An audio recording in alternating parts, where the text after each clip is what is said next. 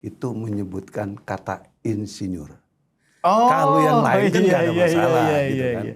Kata insinyur ini menjadi penting Iya, ya betul. pada manakala ya dunia internasional itu masih tetap tidak menggubris apa yang sudah dijual atau dirusak oleh kelompok-kelompok teroris ini. Nah dari situ kita melihat bahwa ternyata ini nggak berpengaruh kok, nggak berefek. Dunia internasional tetap melihat pada konteks Pak Jokowi sebagai presiden yang pernah berhasil memimpin bangsa dan negara ini selama 10 tahun. Ini suatu keberhasilan bangsa Indonesia sebetulnya, bukan hanya Pak Jokowi dalam konteks ini. Ya, melihat ada sosok pemimpinnya yang diakui dunia internasional. Dulu kita tahu Pak Karno kan, kita tahu Pak Soekarno diakui secara internasional. Dan sekarang ya, itu kita melihat ada di Pak Jokowi. Apa yang dikerjakan oleh Roy Suryo ini mungkin memang tujuannya bukan sekarang ini, tapi menggerus Pak Jokowi di 2029. Tujuan termasuk politik. Juga Gibran, berarti politik dong tujuannya. Iya. Roy Suryo keluar udah jenggotan, udah bongkok dari penjara.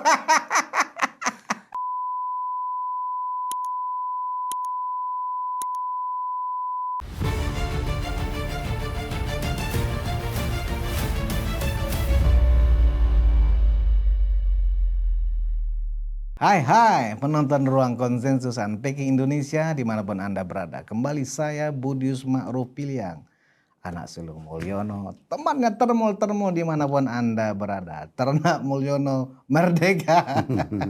Nah hari ini saya akan mendiskusikan tentang ternyata ya popularitas, eksistensi ya dan kehebatan Presiden ke-7 Republik Indonesia Joko Widodo meskipun dihajar dengan aneka fitnah, ya kan, dihajar dengan aneka konspirasi busuk di belakang beliau, tidak mempengaruhi persepsi dunia internasional.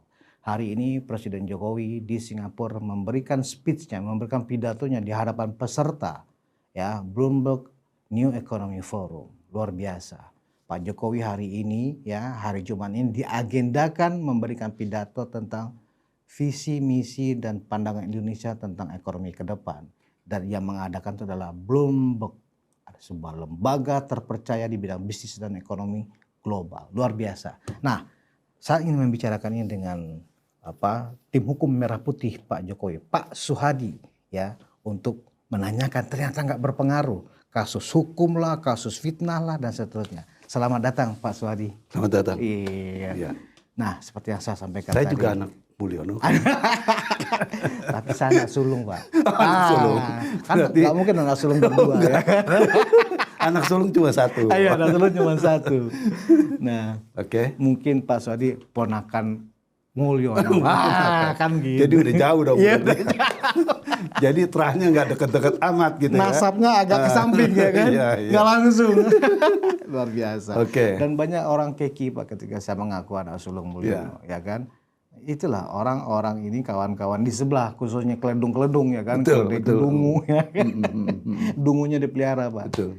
Nah Pak Suhadi, saya juga nggak mengira Pak ya, ini surprise ya. Saya pribadi juga luar biasa ya Michael Bloomberg ini ya kan. Ya.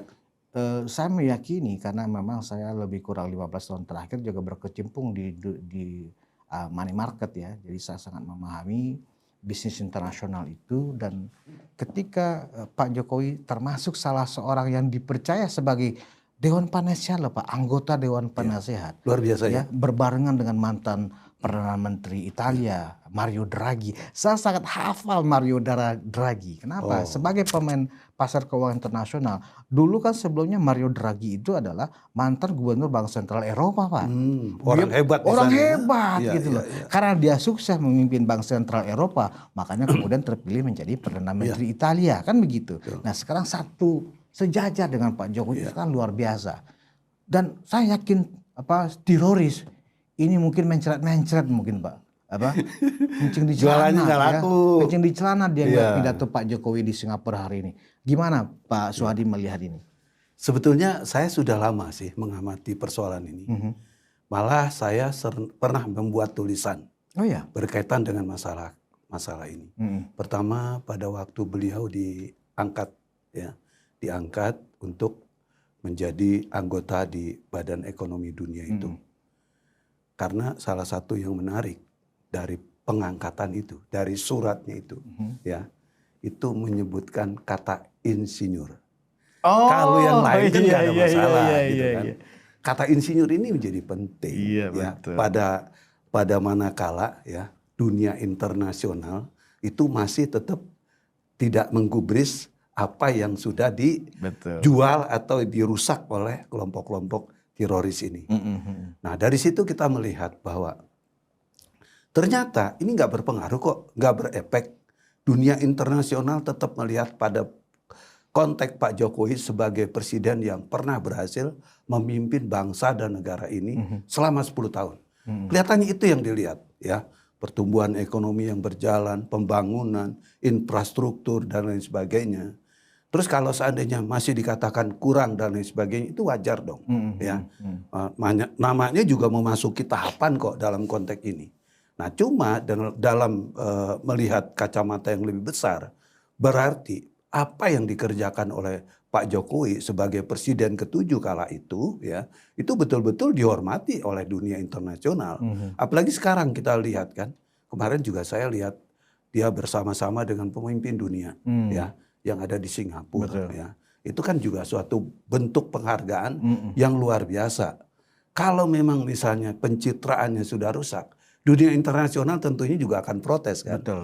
Kalau memang pencitraannya itu sudah tidak laku dijual, nggak mau dong. Ini kan Badan Ekonomi Dunia yang bergengsi, yang sangat dihormati dalam kaitan-kaitan pandangan-pandangan ekonominya, gitu. Nah, kalau kita melihat dari persoalan ini dari kacamata besar kita, bahwa memang Pak Jokowi ini orang hebat. Orang yang memang betul-betul bisa bekerja, yang betul-betul bisa dikatakan saya harus sejajar dengan kamu, saya harus sejajar dengan dengan pemikiran-pemikiran kamu, kan itu. Karena kenapa?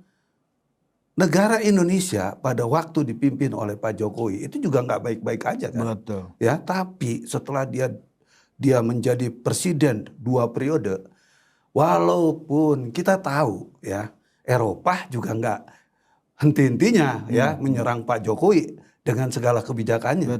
Tapi kan tetap dia pantang mundur. Itu demi apa sih? Demi bangsa dan negara kok. Demi pembangunan, demi kemajuan ekonomi yang akan dicapai. Gitu kan? Itu kan ranah kerjanya seperti itu gitu. Nah, kalau kemudian sekarang diakui bahwa Pak Jokowi apalagi tadi ya katanya akan memberikan sambutan, ya. Ini suatu keberhasilan bangsa Indonesia sebetulnya, bukan hanya Pak Jokowi dalam konteks ini, ya, melihat ada sosok pemimpinnya yang diakui dunia internasional. Dulu kita tahu Pak Karno kan, kita tahu Pak Soekarno diakui secara internasional, dan sekarang, ya, itu kita melihat ada di Pak Jokowi, gitu. Nah, tentunya kalau kita melihat seperti ini pada perspektif keadaan-keadaan dunia internasional, Roy Suryo dan kawan-kawan dalam rangka membuli, menjatuhkan kredibilitas Pak Jokowi, ini udah nggak laku jualan ini, gitu. Makanya kita harus mengapresiasi bahwa apa yang memang sudah dikerjakan oleh Pak Jokowi itu diakui oleh dunia internasional. Terima kasih tentunya saya juga kepada Pak Jokowi yang sudah bisa bekerja dan pemikirannya diakui oleh dunia internasional. Ya, menarik. Itu. Tadi saya sangat mencatat itu, Pak Swadi, bahwa Bloomberg ketika mengundang beliau dan menelpon Pak Jokowi, ada gelar IR tetap disematkan. Betul. Ya. Kenapa ini menarik bagi saya? Karena begini, Pak. Tentu negara-negara, seluruh negara yang ada hubungan diplomatik dengan kita, termasuk Italia, termasuk Amerika Serikat dan seterusnya, apalagi negara-negara maju, mereka kan punya agen intelijen di sini. Betul. Ya kan? Mereka pasti sudah melaporkan masing-masing ke otoritas mereka, ke embassy mereka. Apa sih yang terjadi di Indonesia? Benar nggak ijazah Jokowi palsu? Kan begitu. Artinya ketika nama itu tetap disematkan insinyur oleh Bloomberg yang representatif dari dunia global, itu kan menunjukkan bahwa mereka dengan kacamata yang sangat rasional, sangat saintifik malah, ya kan, menyimpulkan, intel mereka menyimpulkan enggak, itu cuman karakter assassination karena Jokowi bla bla bla bla begitu. Kan pasti begitu ya, Pak ya? Betul. Ya. Nah, Ini boleh saya jawab dulu gak? Silakan, Pak. Ini menarik nih, pertanyaan yang sangat luar biasa. Cuma saya udah paham arah yang kita mau tuju itu sebetulnya apa sih, terutama di dunia internasional. Ya sebetulnya kan bagi orang-orang itu, pemimpin-pemimpin dunia itu sederhana kok. Konteksnya apa sih? Ya dia telepon UGM, ya kan ditanyakan UGM, bener lulus apa enggak, ya kan? Punya ijazah enggak? Boleh enggak dikirim semua kelengkapan dokumen kelulusan Pak Jokowi, kesarjanaan Pak Jokowi, udah dilihat oleh orang-orang ini atau pemimpin-pemimpin dunia ekonomi ini, dianggap itu sudah benar, ya diyakini UGM itu benar mengeluarkan surat. Ya kan, mengeluarkan ijazahnya Pak Jokowi. Pak Jokowi lulus dari UGM. Bagi mereka orang-orang yang sehat terutama, ya harus mempercayai UGM dong. Ya kan? Nggak mungkin mempercayai narasinya Pak Roy Suryo dan kawan-kawan. Ya kadang-kadang bingung kalau saya lihat juga. Ya kan? Kenapa saya katakan bingung? Sampai sekarang aja wilayah kerja penelitiannya di mana nggak tahu. Kan yang namanya wilayah kerja itu kan jelas kan. Misalnya dia dapat ijazah dari mana, diperolehnya pertama kali nih ditemukan. Ini kan kita nggak pernah tahu nih, dia sumbernya dari mana. Makanya ada pasal 35 tuh, yang sekarang dia kebakaran jenggot. Pasal 35 Undang-Undang IT ya. Dan ancaman hukumannya seperti yang kemarin yang melakukan proses ini kan sama editing itu Pak ya? Ya tertinggi lah 12 tahun, makanya kan. Kata Refli Harun, masa sih gara-gara persoalan ini ada ancaman hukuman 12 tahun? Ya kan dia bilang nggak mengedit, buktikan aja gitu kan ya. Nah kita kembali lagi ke sini ya. Makanya tolak ukur orang-orang yang waras, orang-orang yang memang tidak sakit dalam konteks kejiwaan. Ya tentunya harus mempercayai perguruan tinggi. Betul. Karena kan kuncinya di perguruan tinggi kok. Sekarang kita kuliah, ya kan, perguruan tinggi itu yang menentukan kita kok, bukannya pihak-pihak lain, ya kan, terus lari ke sana kemari dan lain sebagainya. Makanya saya bilang sederhana kok. Begitu UGM menyatakan betul lulus, dokumennya dikirim dan lain sebagainya, dunia internasional percaya kok. Nggak terlibat lagi dan nggak peduli lagi dengan narasi sesat lah ya kan. Drama skenario yang disusun oleh ya Bohir, Dalang dan aktor-aktornya Roy Suryo dan kawan-kawan ini. Jadi saya sependapat itu Pak Swadi. Mungkin baik dari pihak kedutaan Inggris, pihak kedutaan Amerika, pihak kedutaan Italia dan negara-negara maju. Bayangin Pak, keanggotaan dari Bloomberg New Economy Forum ini sudah lebih dari 1.000 orang. Keanggotaan dari forum ini. Dan orang-orang hebat semua. Dan kalau kita lihat, anggaplah negara di dunia ini hanya 200-an negara, ya kan. Berarti, ya kan, masing-masing negara itu paling hanya 2 atau 3 orang. Artinya sangat selektif gitu loh Pak. Betul. Dan Pak Jokowi terpilih sebagai anggota Dewan Penasihat. Satu-satunya loh. Satu-satunya.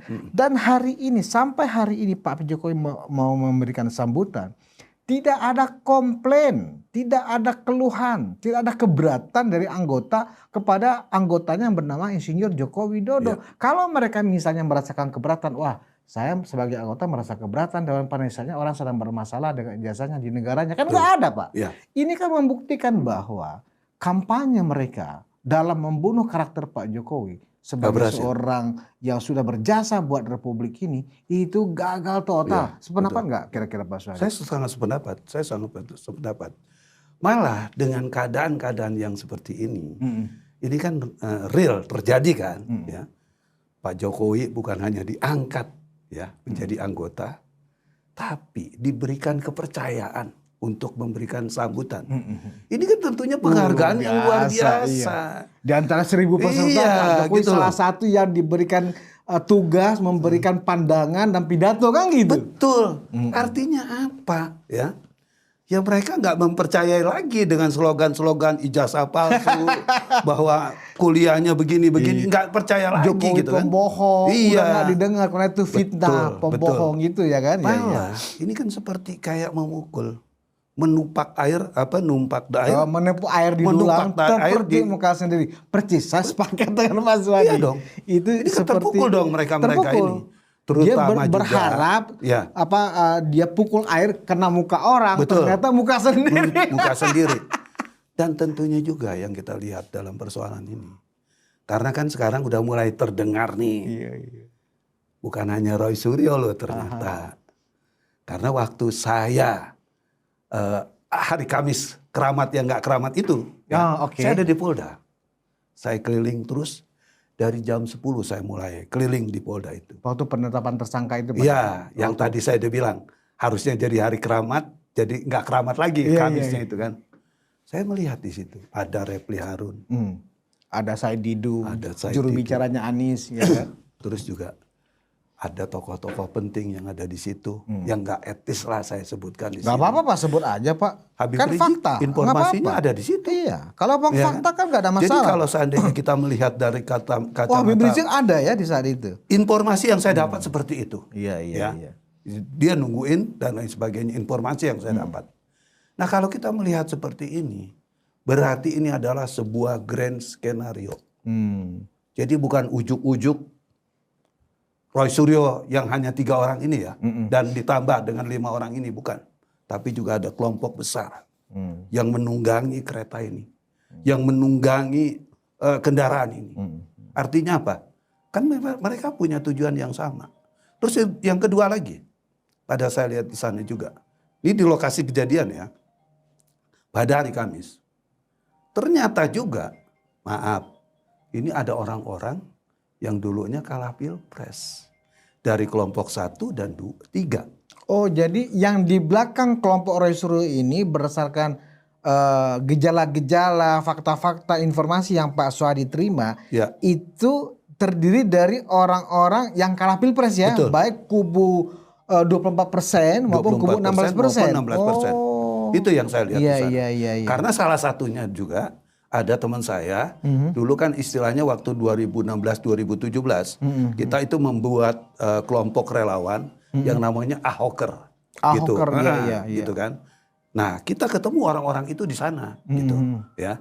Nah artinya di dalam persoalan ini, ya, apa yang dikerjakan oleh Roy Suryo ini mungkin memang tujuannya bukan sekarang ini, tapi menggerus Pak Jokowi di 2029. Termasuk politik. Juga Gibran, berarti politik dong tujuannya. Iya.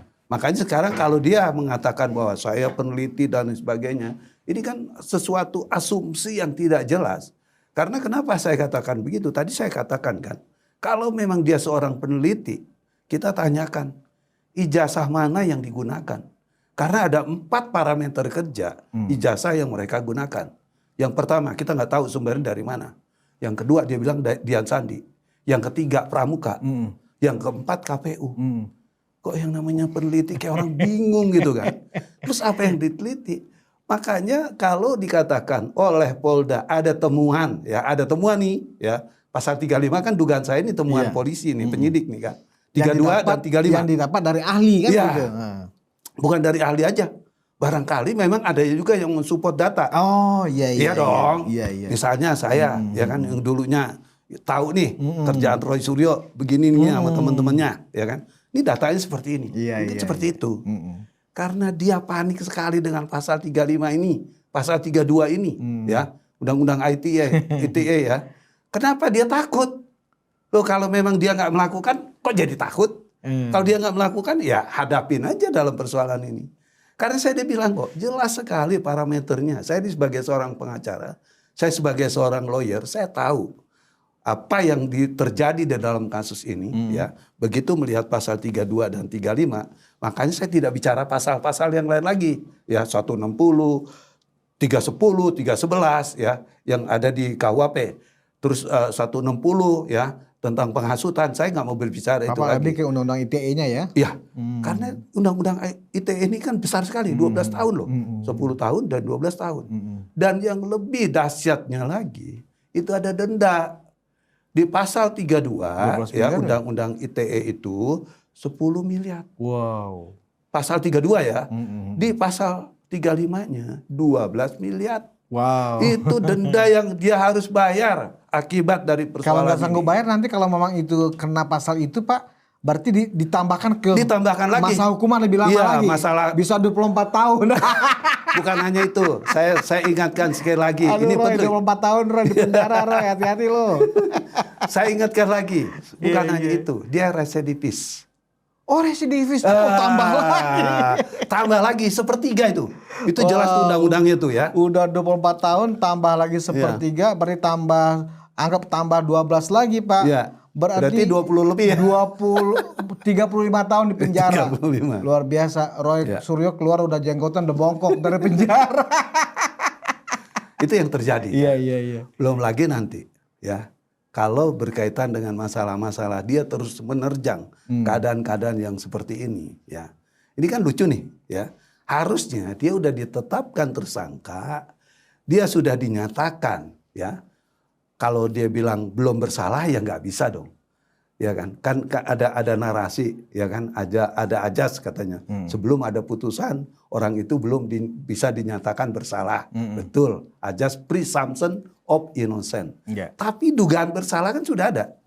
Kita kan nggak mengatakan bersalahnya, tapi dugaan bersalah itu sudah ada. Adanya apa? Yaitu ditetapkannya sebagai tersangka. Itu kan dugaan dia bersalah kan? Karena penyidik, kejaksaan itu kan nggak boleh mengatakan oh dia sudah bersalah. Karena memang ranah bersalah itu adanya di meja hijau, adanya di pengadilan. Tapi dugaan sudah terjadi kok. Kalau sudah dikatakan ada dugaan, ada alat buktinya terhadap dugaan itu, ya tinggal disidangkan. Iya. Hukum Menarik. pengadilan tinggal memvonis persoalan ini. Selesai gitu kan. Nah ini yang lucunya masih dia terus berkoar-koar. Harusnya secara etika ya hadapi dulu ini. Ya. Benar tidak tuduhan-tuduhan dia. Tadi saya katakan lagi, dunia internasional nggak percaya dengan omongan kamu kok. Mau gimana? Ya kan? Ya percuma gitu kan. Satu lagi, padahal ini kan tujuannya untuk membranding, untuk menjatuhkan Pak yang Jokowi. menjadi anggaplah pertanyaan pribadi saya. Ya. Yang selama ini merasa hebat di dunia internasional adalah kan Pak SBY, Pak. Iya kan, sebagai mantan presiden gitu ya. Ya. Gitu loh, dengan segala atraktif yang beliau lakukan setelah nggak menjabat maupun selama menjabat, kan seolah-olah Pak SBY mungkin karena kemampuan bahasa Inggrisnya lebih baik dibanding Pak Jokowi kan Kita harus gitu akui ya lah kan. Dan juga mungkin karena beliau merasa seorang militer dengan bintang 4-nya kan gitu ya. Betul. Nah, tiba-tiba yang dipercaya justru bukan Pak SBY atau Bu Megawati. Ini yang menarik Tapi ya. justru Pak Jokowi yang dianggap pelangap-pelongo, yang sekarang di dalam negeri dikuyo-kuyo dengan fitnahan. Ini kan menjadi pertanyaan pribadi saya gitu loh Pak. Dan mungkin juga pertanyaan banyak orang. Kenapa dunia internasional lebih memilih Pak Jokowi dibanding Pak SBY, Ibu Mega, ya kan, dan seterusnya. Yang ada yang masih hidup kan mantan presiden kan cuma itu Pak. Iya kan? Selebihnya kan mantan wakil presiden. Kan gitu. Nah, ini kan suatu istilahnya nggak mungkin juga Jokowi misalnya nyogok Michael Bloomberg supaya nggak bisa kan lah. nggak mungkin ya kan. Ini badan dunia loh. Iya ini badan. Nah jadi maksud saya harusnya Itu kan di wilayah judi kalau nyogok-nyogok Bohir gitu. Ya. aktor-aktornya ya, Bohirnya Roy Suryo, Refli Harun, Rosyur dan kawan-kawan ini harusnya mikir secara waras. Betul. Berarti upaya kita selama ini sudah menghabiskan waktu, tenaga dan uang yang besar ya kan di mata internasional, tetap kita ini nggak melakukan apa-apa. Tetap Jokowi adalah seorang hero bagi rakyatnya, bagi negaranya kan itu Pak maknanya. Benar nggak Pak Suhadi? Saya jawab ya. Ya. Kenapa kalau kita lihat kan, maaf kita tidak membandingkan ke sana. Ya, ada presiden yang memang bahasa Inggrisnya bagus, penampilannya juga bagus, terus juga dari unsur militer ya bintang 4. Kenapa itu nggak dihormati atau kenapa Nggak dipilih lah, bukan nggak dihormati, ya, nggak dipilih ya kan? Tidak dipilih. Ya. Kenapa? Karena kan yang dicari itu adalah rekam jejak. Bukan kemampuan bahasa Inggris, penampilan, detail dan lain sebagainya. Bukan. Tapi kemampuan dalam meminit kerja di sebuah negara. Itu yang dicari kan. Kita lihat kan, siapa sih yang berani mengambil saham Freeport? Kita tanya nih. Ternyata jenderal nggak ada yang berani. Iya. Malah tukang kayu yang bisa berhasil Siapa sih yang berani menggondol. membubarkan Petral? Iya, Ya siapa kan? sih yang bisa membubarkan Petral? Kan hanya Pak Dan Jokowi. satu lagi Pak yang paling dahsyat. Siapa sih yang berani membubarkan HTI, FPI? Iya betul. Ya kan? Betul. Itu, Pak. Iya. Ya kan? Justru di Jadi era jangan dilihat ininya dong. jangan ya. dilihat ininya. Betul. Justru di era Jenderal SBY lah, Ya.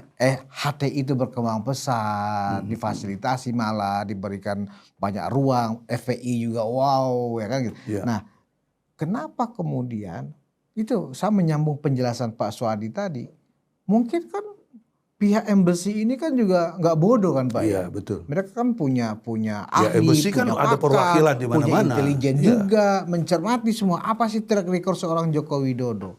Wow, ini seorang yang konsisten berdiri membela negaranya, kan gitu Pak. Betul. Ya kan? Iya. Ini yang mau mendirikan negara khilafah di Indonesia, ya kan, yang sangat tidak diinginkan oleh Amerika, ya kan gitu. Disikat sama Jokowi, dibubarkan, makanya Khosinuddin sebagai ex HTI sekarang kayaknya benci sekali dengan Jokowi. Jadi ada kepentingan pribadi Ada ya. kepentingan pribadi. Jadi numpang kereta dia. Betul gitu. Nah, kalau ini sebenarnya misalnya saya sebagai seorang Roy Suryo atau Refli Harun, udahlah, kita udah percuma lah. Ya. Target kita nggak berhasil bro, dunia internasional tetap mengapresiasi Pak Jokowi katanya kan. Ya udah gue mundur aja. Lu kalau mundur Roy, mungkin kata teman-temannya, jadi kita berdramaturgi aja ya Pak ya. Lu kembaliin dulu uang yang lu terima kemarin. Kira-kira gitu gak sih Pak? Betul, betul. Jadi kalau sekarang dia mundur pun memang memang susah. Maju pun susah dia sekarang. Udah terima uang soalnya. Karena kenapa? Rakyat nggak percaya. Ya kan? Pimpinan dunia internasional atau katakanlah dunia internasional, kalau dilihat dari begini ya, itu juga nggak percaya. Ya, nggak percaya dengan isu-isu yang dibangun. Kan bukan hanya masalah ijazah nih, berkaitan dengan korupsinya dan lain sebagainya, kan itu. Tapi dunia internasional nggak percaya gitu kan, ya. Rakyat pun nggak percaya. Karena kenapa saya katakan dunia internasional nggak percaya? Kita lihat terbukti sekarang Pak Jokowi di dunia internasional sangat dihormati, diberikan penghargaan yang begitu tinggi, itu luar biasa kan. Terus juga rakyat kita lihat juga, emang kalau dilihat keadaan yang terjadi di rumah di Solo, itu sepi rumah di Solo? Nggak pernah sepi. Tidak. Artinya orang terus berbondong-bondong datang bukan memuja, ini kan juga salah ya, menghormati, mencintai, ya mengagumi semua merasa kerja Pak dekat Jokowi. dengan Pak Jokowi itu kan seolah-olah kerinduan gitu loh Pak. Iya kan Pak ya? Betul. Terus yang berikutnya, jangan salah juga. Berapa kali setelah dari kejadian ini, Pak Prabowo memuji Pak Jokowi. Ya. Saya salah. Karena belum lama kan dia meresmikan pembangunan tuh. Ya, Ada banyak apa sekali, di sana, ya kan? Terus kalau nggak salah juga belum lama ini ada juga apa yang dikatakan? Ini Pak Jokowi punya kerja kok. Saya cuma Saya cuma aja. meresmikan aja. Takdir saya untung katanya. Iya.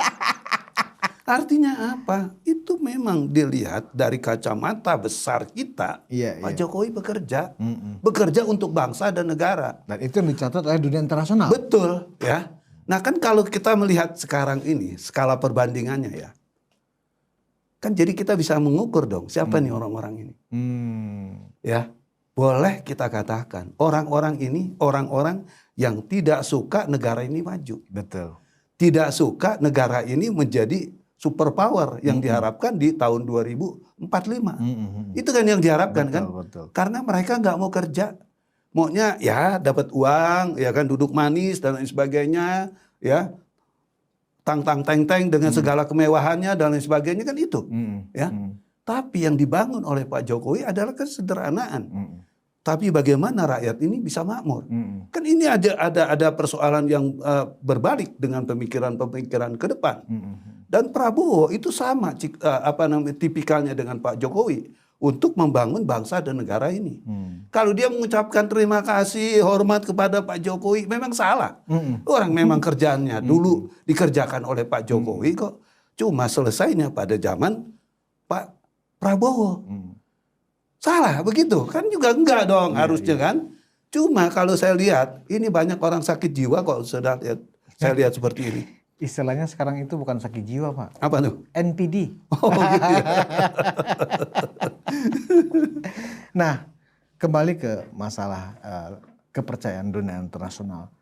Artinya bisa kita bikin suatu tematik bahwa dunia internasional tidak percaya dengan kampanye negatif yang dibangun selama ini bahwa ijazah Pak Jokowi palsu. Terbukti kan Pak bahwa kampanye itu gagal. Sepakat nggak Pak?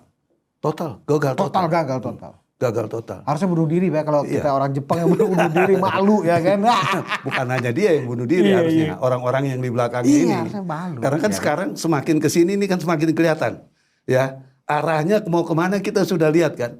Seperti kemarin dari Australia muncul, ya kan? Betul. Siapa itu? Denny Indrayana. Iya. Kita lihat orang lagi. Tersangka kok bicara kasus. Itu dia bukan mikirin nasibnya kok. Kalau gentle pulang, hadapi masalah kasus. Jangan ngumpet di Australia. Iya dong, ya masa kan? ngumpet? Iya. Kalau mau jadi pejuang, hadapi. Kalau memang salah, ya terima dong. Iya. Masuk dalam penjara kan itu kan. Hadapi pengadilan. Gitu. Jadi apapun menurut saya yang mereka jual, yang mereka rencanakan ke depan, ini bukan hanya gagal total, tapi juga memukul kepada kepentingan-kepentingan skala nasional buat mereka. Karena cita-cita mereka untuk terus bertahan di negara yang mau di status quo-kan ini. Kenapa saya katakan status quo? Mereka nggak mau maju kok negara ini. Karena kalau mereka maju juga nanti mereka bingung nih. Yang di kelompok-kelompok sana ya.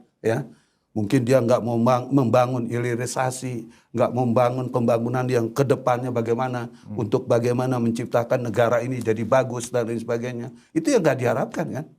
Nah kita lihat lagi sekarang swasembada beras ya di zamannya Pak Prabowo. Ini juga harus diketahui oleh masyarakat. Ini dimulai dari mana? Ya, saya nggak mengatakan itu awalnya dari Pak Jokowi juga enggak. Artinya tentunya kan ini ada cikal bakal dari yang dari yang 10 tahun memimpin di bawah kepemimpinan Pak Jokowi berlanjut kepada yang sekarang. Kan ada hasilnya sudah gitu kan. Jadi kalau dibilang katanya apa itu infrastruktur dan sebagainya, kita nggak makan batu kok katanya kan. Ini kan aneh. Nah sekarang kalau saya ke Bandung nih, contoh yang paling enak, ya paling gampang, yang paling deket ya. Naik bus cuma 30 menit. Makan roti belum selesai, minum air belum habis, udah nyampe di Bandung. 30 menit. Biasanya kita tempuh 3 jam. Terus kalau kita mau ke Semarang, kita mau ke Surabaya, tol ya yang tadinya mencapai 12 jam sampai 11 jam. Sekarang kita tempuh cuma 5 jam. Ini bukan suatu keuntungan. Ini bukan suatu kenikmatan. Mereka memprotes keadaan-keadaan seperti itu, tapi mereka menikmati jalannya. Menikmati wusnya. Kan ini sesuatu yang salah dong menurut saya. Saya berkesimpulan mungkin begini Pak Suhadi. Dilihat dari bagaimana keledung-keledung ini ya punya perspektif, punya sudut pandang. Saya pikir kalau kita menganalisa pemikiran mereka, kita juga ntar ikutan dungu Pak. Bisa. Kita ikutan dungu nanti. Karena saya pikir sudah nggak perlu kita ulas. Mereka memang dungu kok gitu loh. Jadi karena begini, saya lebih enak kita membandingkan misalnya begini. Dunia internasional itu kan berarti orang yang pikirnya sudah maju. Ya kan? Peserta-peserta yang ada di Singapura yang sekarang lagi conference, yang ada forum ini ya kan, Bloomberg New Economic Forum itu. Kan mereka orang-orang yang rasional, orang-orang yang logis, bekerja dengan data, fakta, kan begitu. Betul. Nah, sementara mereka sudah punya kesimpulan, Pak. Yang namanya Insinyur Joko Widodo adalah orang yang menyelesaikan pendidikannya secara resmi di UGM dan itu sudah form. Hingga hari ini seperti yang tadi saya sebutkan, saya ulang lagi. Hingga hari ini tidak ada komplain Pak dari peserta. Nah, kemudian kita bandingkan dengan orang-orang seperti Refli Harun, Roy Suryo, Kozinudin, Ogro Seno, ya kan, Susnodo Aji, Mahfud MD, yang levelnya belum internasional, pemikirannya, prestasinya. Ngapain kita harus dengarkan logika-logika sesat mereka kan begitu. Cara membandingkannya kan begitu Pak. Betul. Dan ini kan bagian dari cara kita mengedukasi masyarakat. Ini loh cara kita mengukur siapa yang mengukur secara rasional antara orang-orang yang sudah sukses di negaranya ya, yang tergabung dalam Bloomberg New Economy Forum ini dengan orang-orang yang tadi saya sebutkan, jelas kan Pak bedanya? Jelas sekali, ya.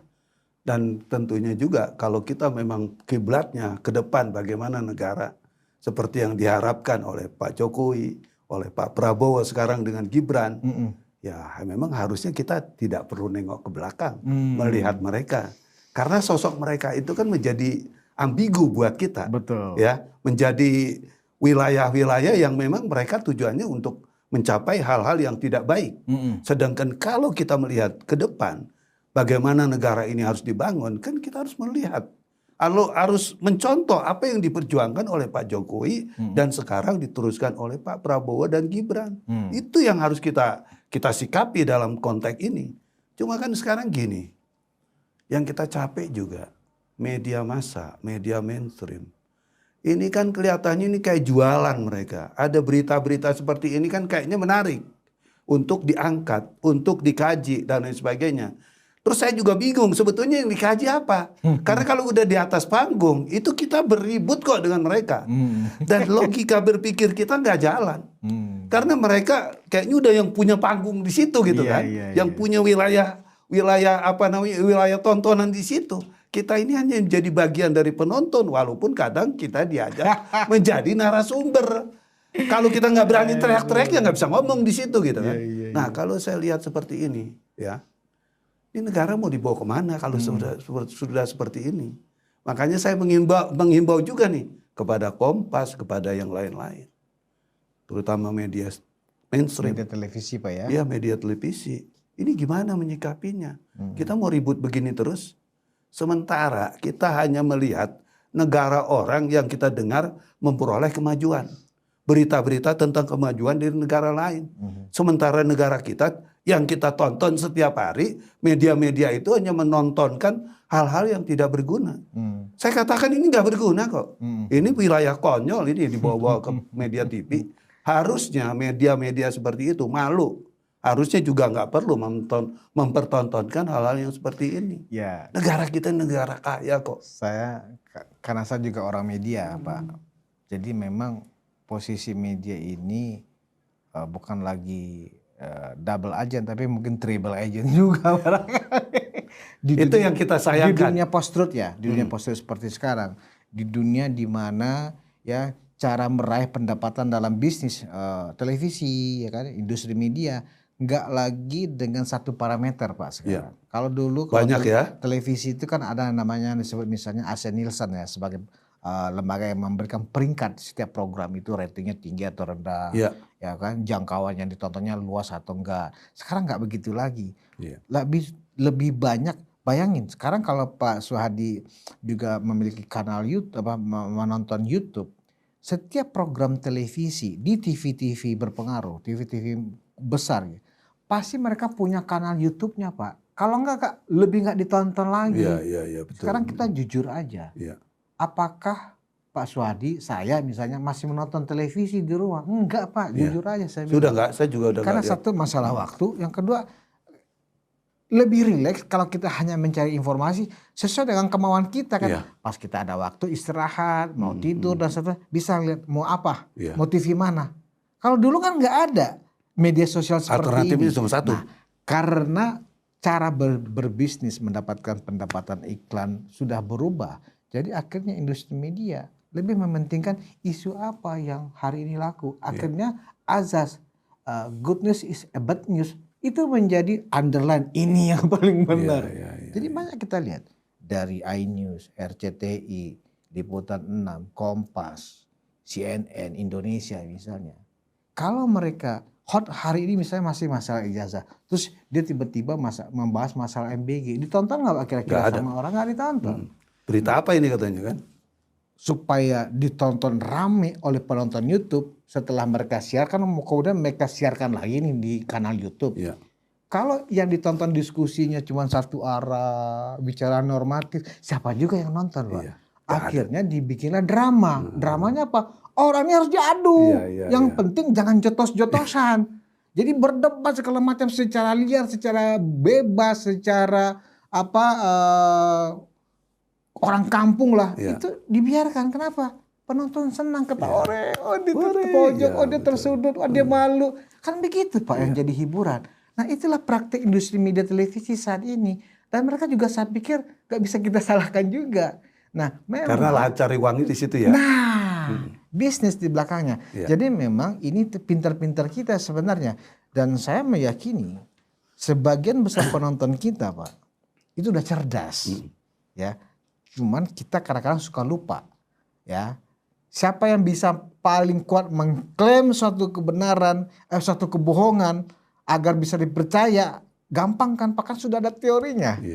Sebuah kebohongan, ya kan? Kalau disampaikan secara terus-menerus, berulang-ulang, secara masif dalam waktu yang lama, ujungnya apa Pak? Kebenaran jatuhnya. Betul. Nah, itu Pak kalau menurut saya. Nah, kembali ke persoalan tadi Pak Suhadi tentang pengakuan dunia internasional. Tapi yang anehnya kalau kita kaitkan dengan siapa sih bohirnya di belakang ini, kita kan hanya bisa mendeteksi. Ini contoh, kemarin itu di salah satu rapat di balik DPR RI Pak, seorang politisi Demokrat yang cukup senior lah, Benika Harman, ya kan, mencoba-coba menyindir Pak Jokowi membandingkannya dengan Arsul Sani, ya kan? Nah, Pak Arsul Sani itu kan kelihatan negarawan ketika dia juga dilaporkan ijazah palsu, langsung dilihatkan. Wah Pak, seluruh peserta yang dari Partai Demokrat, tepuk tangan Pak rame. Ya, pernyataan Beni Harman yang seperti itu ditepuk tanganin. Benar itu negarawan. Itu kan tanda Pak.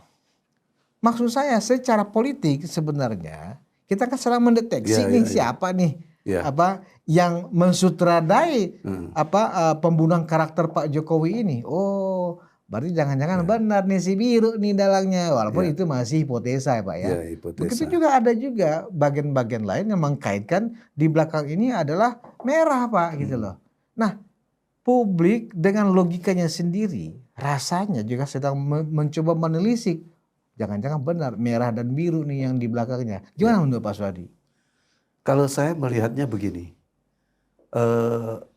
kan kalau masih hipotesa itu kan juga susah untuk kita menginikan. Bagi saya sekarang, saya udah nggak peduli kok siapa yang mau di belakang ini. Yang penting pengakuan dunia internasional kepada Pak Jokowi, kepada bangsa dan negara ini, itu sudah diakui. Itu yang lebih penting. Iya, itu yang lebih penting. Tapi bukan berarti karena itu tidak saya dosa, yakin, Pak ya. Iya, saya yakin lambat atau cepat mereka ini akan mati sendiri kok. Ngapain kita pikirin? Tadi kan kita udah punya wawasan kan. Negara ke depan harus kita pandang dari sudut pandang pembangunan. Bukan lagi bercerita tentang remeh-temeh seperti ini.